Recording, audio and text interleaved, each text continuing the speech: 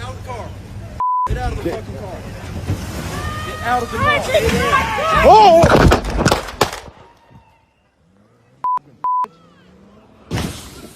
Look, this is where Renee Good is, right here in the car.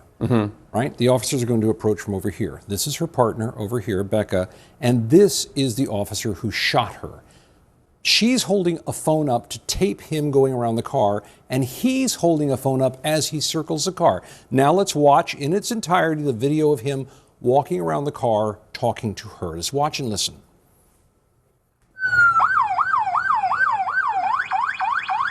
That's fine, dude. I'm not mad at you. Show your face. I'm not mad at That's okay. We don't change our plates every morning, just so you know. It'll be the same plate when you come talk to us later. That's fine. U.S. citizen, former fucking veteran. You want to come at us? You want to come at us? I say go get yourself some lunch, big boy. Go ahead. Out of the car. Get out of the car. Get out of the car. Oh! Now, you can sort this out to your own mind. Just watch it. Let's go through it again, though, as we point out some things here that are worth noticing in all of this.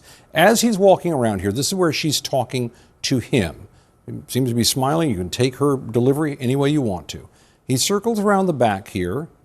That's where he gets into, some kind of back and forth. He's recording their license plate, and she says, we don't change our plates. Right, which has been one of the complaints that ICE agents are always changing plates so people don't know where they are. They're trying to hide where they are. Then he starts coming around the front of the car here. This is important here because look at this. As she's going back this way, look at this guy coming up here. You'll see in a little while how they all come together. But he goes circling around. They're now approaching that side of the car. He's coming up over here, and he comes to the front. Now watch this. You can see she is aggressively turning the wheel away from his position. From the other guy? Yeah, from the guy who's shooting the video here. He's standing here, and she is absolutely turning that way, away from him.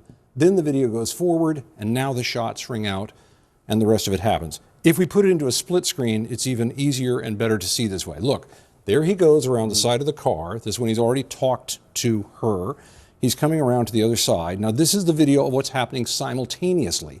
As he's circling around, and it's a little hard here, but we'll try to make sense. Now look, these officers are out, and they're starting to approach. That's back here, behind her. So she's got her back to this happening on the other side of the car. You move forward a little bit more, and they come into sight, and now she's over here trying to get into this side of the car while the officer is trying to yank open the driver's side of the car.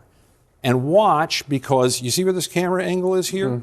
That means that the officer who is going to be the shooter shortly, he's just out of sight over here. You move forward a little bit more, and there he comes into view.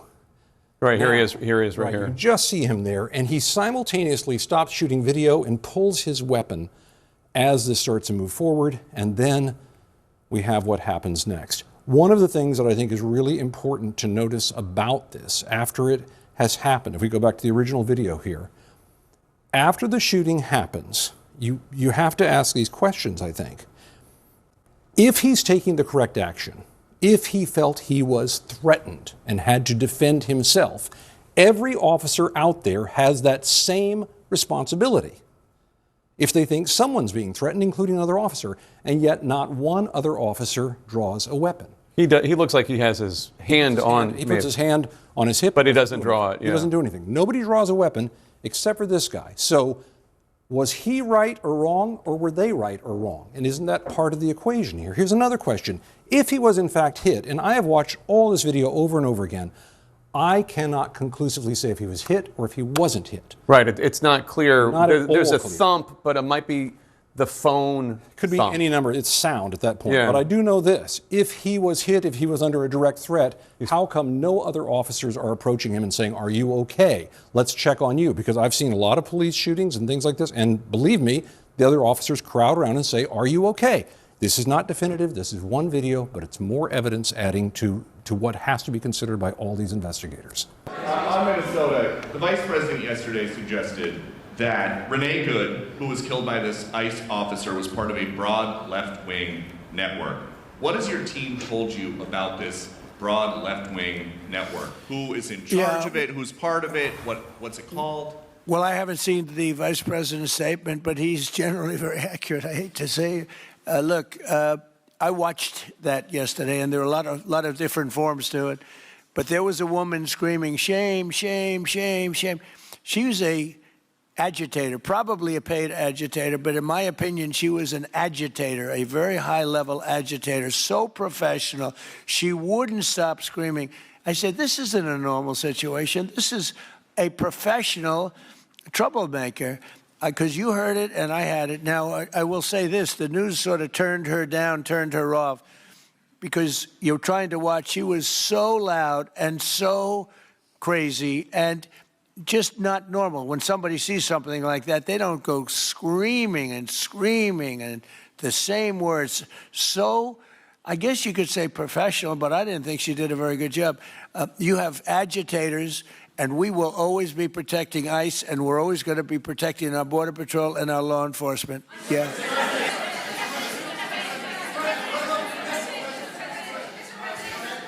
Go ahead. On Minneapolis, Mr. President, I have a follow-up for you. The state officials there have said that the FBI is not sharing evidence with them. Typically, they would conduct a joint investigation, as you know. Do you believe that the FBI should be sharing evidence with state officials in Minnesota? Well, normally I would, but they're crooked officials. I mean, Minneapolis and Minnesota, what a beautiful place, but it's being destroyed. It's got an incompetent governor, fool. I mean, he's a stupid person.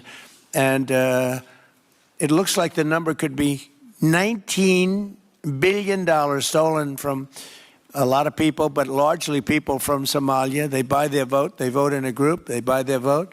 They sell more Mercedes-Benzes in that area than almost. Can you imagine you come over with no money and then shortly thereafter you're driving a Mercedes-Benz? 大家好，我是主播周玉琴。很多的朋友告诉我们，太阳星全效克菲尔益生菌帮助了睡眠品质。原版的太阳星全效克菲尔益生菌。它添加有超级食物羽衣甘蓝，健康再加分。而有睡眠困扰的朋友们，赶快选择蓝色包装这一款晚安加强版，绝对是更有感。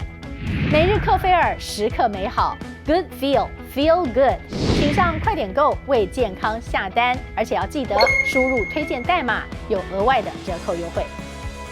太阳星全效克菲尔益生菌基础版、晚安加强版，新包装改版，内容不变，抽取更方便。